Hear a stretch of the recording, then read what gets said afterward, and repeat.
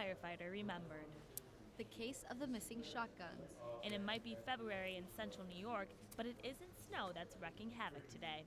That and more just ahead on NCC News.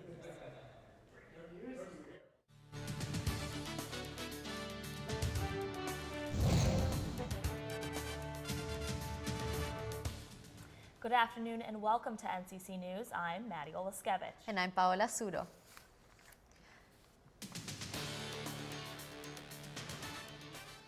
We start our broadcast today with the latest on the weather. Thousands are without power after strong winds toppled trees and brought down lines across central New York. Several utility pole fires broke out in Syracuse as well. In some cases, power lines have fallen across roads, blocking traffic. As of this morning, more than 6,000 were without power statewide. Wind speeds reached more than 50 miles per hour today, the strongest gusts hitting us around noon. We're actually now just coming out of a serious high wind advisory issued by the National Weather Service. But even as the wind calms down, National Grid is still working to restore power to its customers. If your power is out, you can report the outage on National Grid's website. To find out what you can expect for the rest of the day, NCC News weather reporter Cole Ellenbogen will have more in just a few minutes. Today we remember the deadliest fire in Syracuse history. 77 years ago, a fire on the Collins block of East Genesee Street led to the death of 9 firefighters. Every year on the anniversary of this tragedy, those firefighters are remembered, along with others that have been killed in the line of duty since the department's inception. Mayor Stephanie Miner and Fire Chief Paul Leonard's laid a wreath as part of today's ceremony.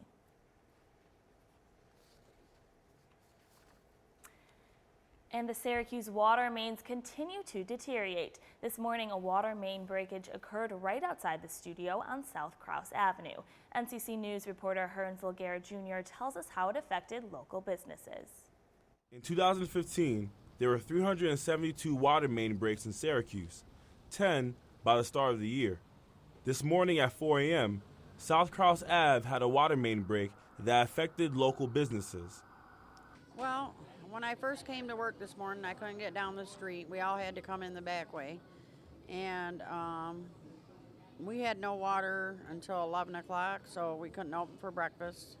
We were able to open for lunch, but even lunch was a little bit slower because there were still trucks out there and nobody could get up or down the street. So The Syracuse Department of Water maintenance crew had to fix the pipe and pave over the road hours after the breakage, a job they have to do from a day-to-day basis.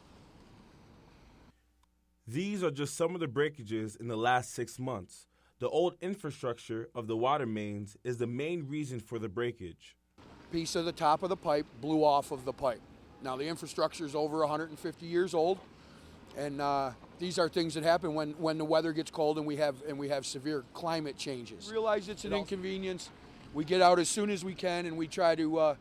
We realize people have businesses and, homes, and, we try to do it expeditiously. Mayor Miner has asked the federal government for funding to fix the aging infrastructure. For NCC News, I am Herns Laguerre Jr. Convicted killer David Sweat has been sentenced to 3.5 to 7 years in addition to life in jail. This sentence comes after Sweat's escape from an upstate New York maximum security prison last summer. Sweat was already serving a life sentence after being convicted of killing a Broome County Sheriff's deputy in 2002. Sweat was also ordered to pay over $75,000 in prison facility damages from his escape. State police speak out now months after 4 shotguns went missing. Syracuse University public safety officers noticed the guns were not in their truck after having lunch at Tres Primos restaurant in Elbridge back in October. They notified state police months ago, but it wasn't until Tuesday that the news has been confirmed.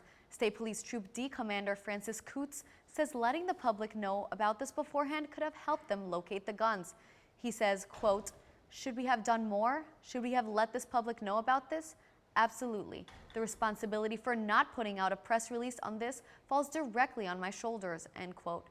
If you have any information on the missing guns, contact state police at 315-265-4222.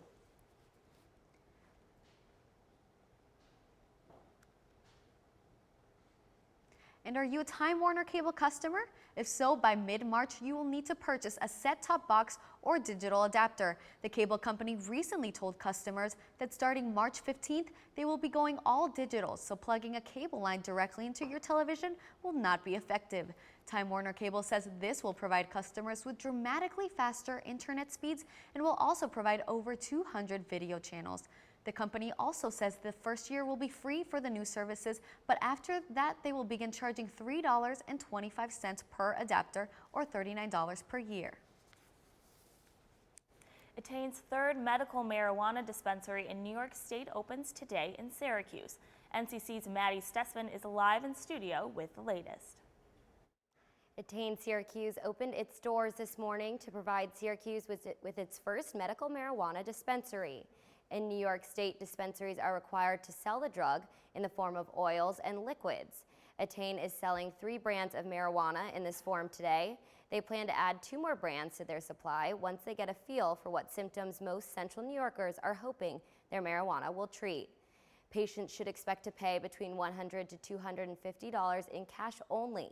This is because most banks are still iffy about marijuana purchases, as it is illegal under federal law. Only patients with a patient certification card from a registered doctor will be allowed to make a purchase at the dispensary. These cards can be issued to patients with 10 of the conditions outlined by New York State, including cancer, ALS, and HIV or AIDS. On Saturday, the regular hours begin next week. Well, Maddie, you know what they say, more money, more problems. Millionaires may be getting a tax increase and the middle class a tax cut after a proposal made by the New York State Assembly. The proposal would require individuals earning from $1 to $5 million to pay income taxes of almost 9%. People with incomes between $5 and $10 million would pay income taxes of a little over 9%, and those earning more than $10 million would have to pay almost 10%. The tax increase could raise nearly $2 billion. But this tax cut for the middle class could cost about $450 million. If the state Senate and the governor approve, the changes could take effect in 2018. And it's time to make your reservations. February 15th to February 29th marks Syracuse Dining Week. Downtown Dining Weeks is a 2-week-long promotion sponsored by the Downtown Committee of Syracuse and Renzi Food Service. 8 additional restaurants have been added to the annual downtown dining experience, bringing the total number of restaurants to 29. Each participating restaurant offers 3-course meals for $25 or less.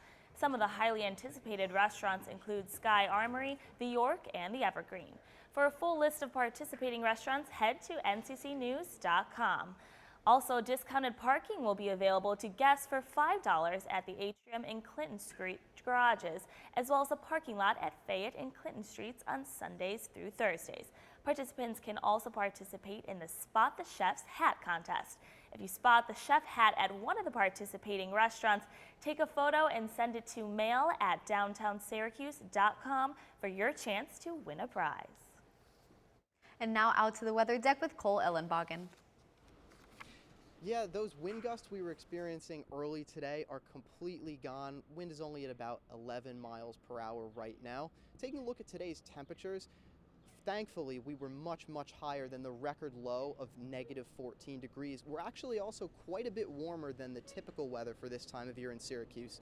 In fact, it looks like we're going to be breaking the record today for the high of 54 degrees for this time of year. Now, don't get too excited though, because just because it's warm doesn't mean the winter is over. We're going to be having a blast of cold air coming down from Canada, and that means falling temperatures and a high chance of snow. Now, nothing as bad as that polar vortex we had to contend with around this time last year, but you can expect the lows to be in the mid-teens for the coming week. Now, sunset today is going to be a little bit before 5 o'clock, giving us about 10 hours of daylight, meaning that, days are getting longer, but still pretty short.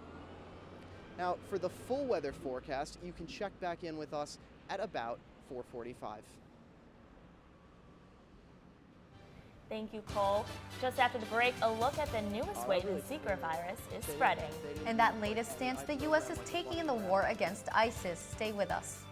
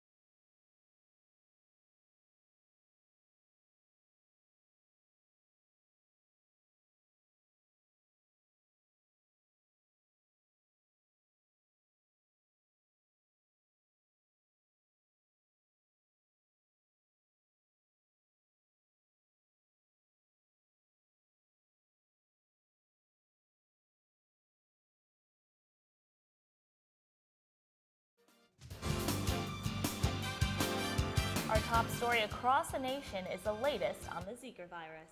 The Zika virus has spread to the United States through sexual transmission. It is the first known case of this virus reaching the continental United States during this outbreak. According to the Centers for Disease Control, the Dallas patient contracted the virus from a person who recently traveled to Venezuela. We have received confirmation that it's spread otherwise through sexual activity.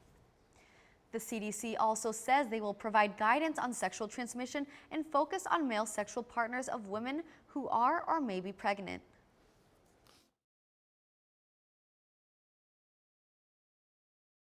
The committee held the first congressional hearing on the Flint water crisis this morning. The hearing included an examination of the Flint water and reviewed the EPA's response to the crisis. Michigan Governor Rick Snyder is proposing $30 million from state funding to contribute to the water cleanup.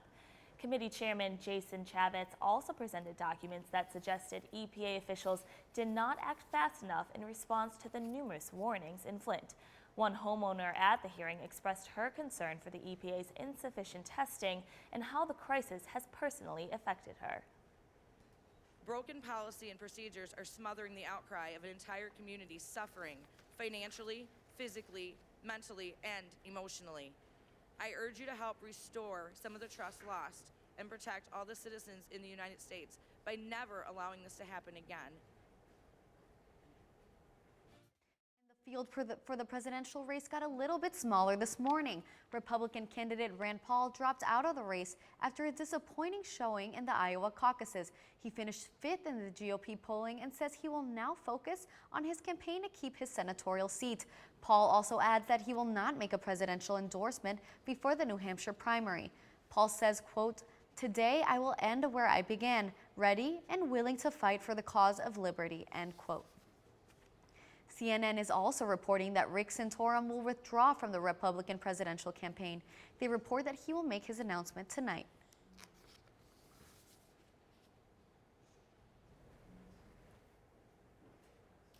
While others chase the presidential seat, Barack Obama is still making first in the Oval Office. President Obama visited a U.S. mosque for the first time in his tenure as president this morning. He says the purpose of his visit is to confront the growing bias towards Muslim Americans. The Islamic Society of Baltimore welcomed him to their campus and his message against bigotry and rejecting indifference. Ibrahim Hooper from the Council for American Islamic Relations says the community has been asking for pushback against the anti-Muslim movement. According to the Pew Research Center, nearly half of Americans believe some of U.S. Muslims are anti-American.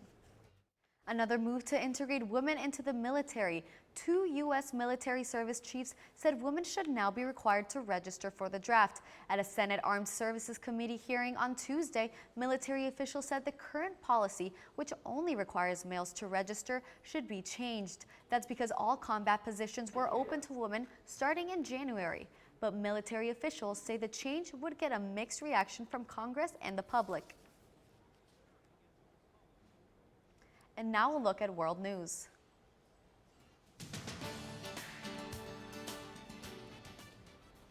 In the growing fight against ISIS, the United States took a stance on the state of warfare. The top U.S. commander says carpet bombing is not an option against the terror group. Lieutenant General Sean McFarland was adamant that the U.S. would not recklessly bomb Iraq and Syria while risking innocent lives. An Afghan boy who was hailed a hero was killed by the Taliban Wednesday. 10-year-old Wasil Ahmad led his uncle's military group against the Taliban because of an injury to his uncle. For 44 days, Ahmad fought in Afghanistan. When he returned to school, he was shot in the head on his way to class by the Taliban. The use of child soldiers is illegal in the country, but both government forces and insurgents have been enlisting minors for years.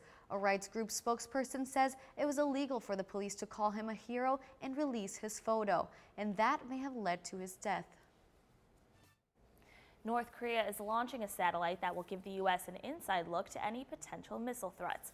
This is the first rocket launched by North Korea since 2012, and it is set to deploy between February 8th and February 25th. The success of Pyongyang's first missile launch has raised concerns on North Korea's technological advancements. The U.S. is pushing for harder sanctions against the upcoming missile launch. A man died in a Somalia plane explosion Tuesday night. The small explosion blew a hole open in the side of a commercial plane where the man fell through. 2 other passengers were injured before the pilot could safely land the plane. The Somali Prime Minister says there's conflicting information. Although they are sure it was an explosion, they do not know what caused it. A post-blast investigation of the plane on the ground in Mogadishu tested positive for traces of explosives. What do snow lovers do when there's no snow? Weatherman Cole Ellenbogen has that story at 4:17.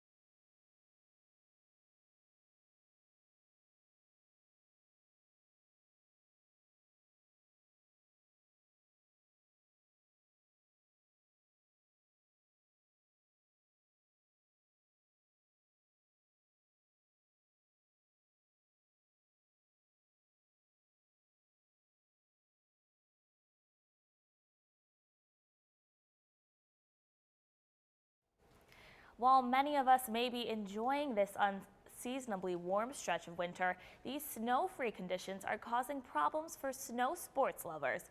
NCC reporter Cole Ellenbogen spoke to local skiers and snowboarders to find out how they were coping with the unfavorable conditions. Bundled up and ready to go, members of the Syracuse community packed into buses bound for Toggenburg Mountain.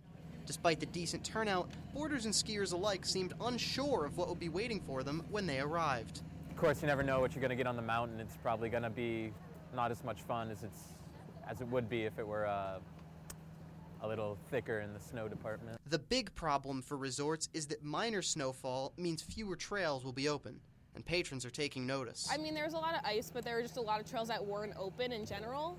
A lot of them were just closed off because they tried putting a lot of the snow on the trails that they could keep open. Ski resorts all over the Northeast have had to close a significant percentage of their trails, reporting low guest turnout and trip cancellations early in the winter.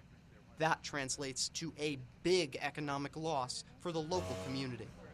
But according to Danielle Roth, the Recreation Services ski trip leader, serious winter sports participants will always make it to the mountain. The time that I went skiing before this winter, there was fewer people on the mountain, it seemed like. But I think that the people that really want to do it, they're going to go out there even if it is a little slushy. Now, some of the snowboarders and skiers that I talked to said that they would still try to make an effort to get to the mountain, but that their expectations for this season were not very high. For NCC News, I'm Cole Ellenbogen. Thank you, Cole. Up next, a look behind the scenes of the AHL All-Star Game with Jim O'Shea.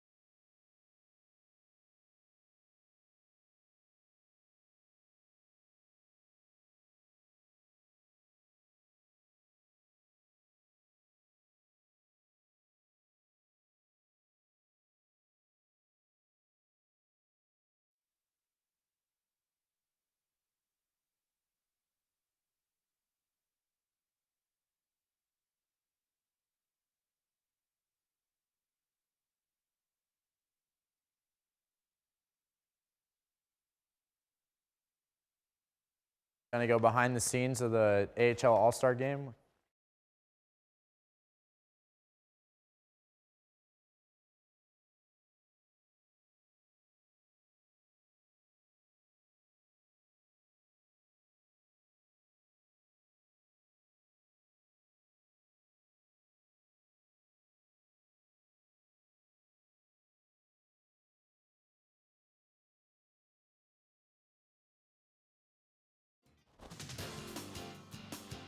And now a look at sports.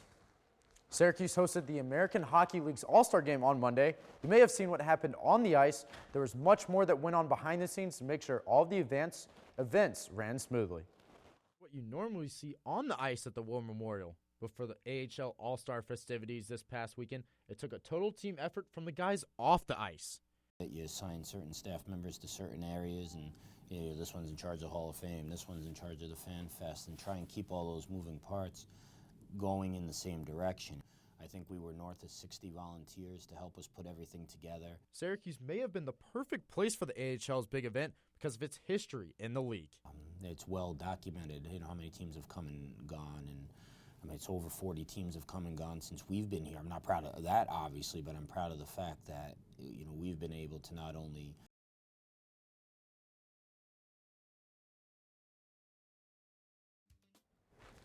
Jim Saracey told me that he and the rest of the staff began planning for the All-Star Game just days after the record-breaking game in the Carrier Dome in November of 2014. But he knows that now it's time to keep the focus on as the second half of the season is about to get going. I'll have the full sports report in the 4:45 show with an update on how Syracuse did today and college football's National Signing Day. Which upstate New York restaurants made the list of most romantic in America? We'll take a look right after this.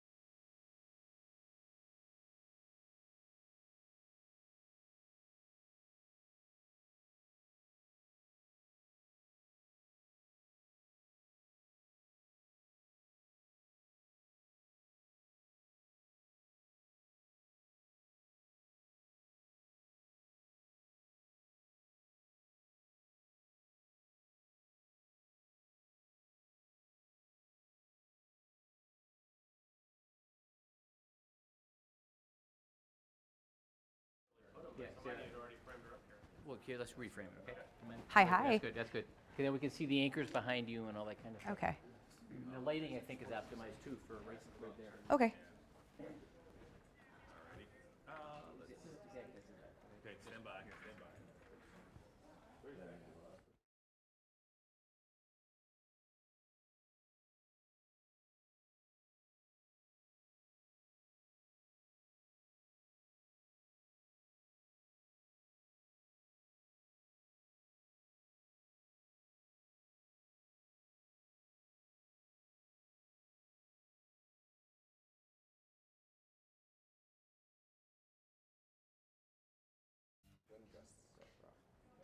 Coming up at 4:45, Cole Ellenbogen will have a full update on those powerful wind gusts. Find out what you should do in the event of a power outage.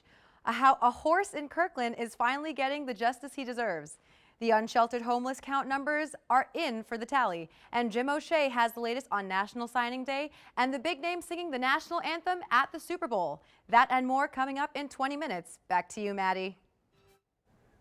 So Paola, good news. Get your flowers and candles ready. If you're looking for a romantic restaurant for Valentine's Day coming up, 3 of the most romantic restaurants in the country are right here in upstate New York. How exciting. Wait, where are they? How can I find them? I need to start dropping hints. Oh yes, well the first is Rono's Restaurant in Albany.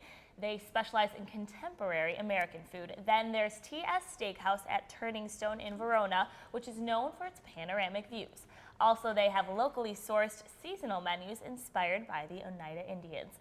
And lastly, Russell's Steaks, Chops, and More in Buffalo has been known to have one of the most personal dining experiences, as well as a wide variety of great steaks, of course. Wow. You'll Yeah. definitely find me at one of those on Valentine's yes. Day. Well, thanks for the advice, Maddie. Of course, it's making me hungry, and make your reservations now. And that is our show for this evening. But don't go anywhere. NCC News at 4:45 is next.